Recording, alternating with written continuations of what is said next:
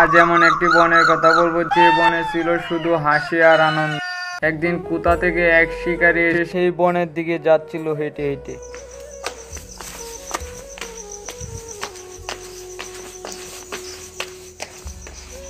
সেই বনে আক্রমণ করে অনেকগুলো পাখিকে মারতেছে।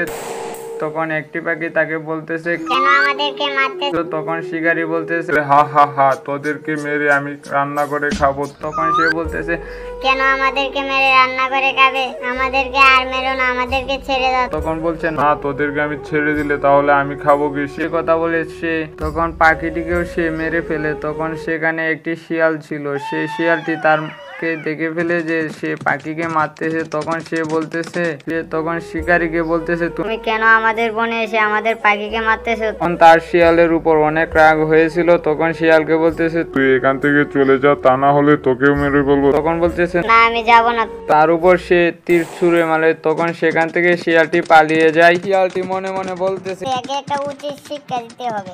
তখন বনের রাজা বাঘ মামার কাছে গিয়ে তখন সে বলল যে আমাদের বনে একটি শিকারী ঢুকে সে পাখিদেরকে মারতেছিল। তখন আমি সে কথা বলার পর তখন সে আমাকেও মারতে চেয়েছিল। তখন বাঘ মামা বলতেছে, আমার বনে এত বড় সাহস কার, সে আমার বনে এসে শিকার করে? তখন বাঘ মামা শিয়ালকে বলছে, আচ্ছা তুই যা, কাল সকালে আমি বনে এসে দেখবো আমার বনে কি হয়েছে। তখন কাল সকালে ওই শিকারীটি আবার ওই বনে গেল। তখন গিয়ে দেখে সে পাখিদের উপর আক্রমণ করতেছে। তখন সে বাঘ তাদের দেখে সহ্য করতে না পেরে সেই শিকারীকে সেখানে মেরে ফেলে। তো বন্ধুরা, ভিডিওটি ভালো লাগলে চ্যানেলটিকে সাবস্ক্রাইব করুন এবং লাইক করতে ভুলে যাবেন না।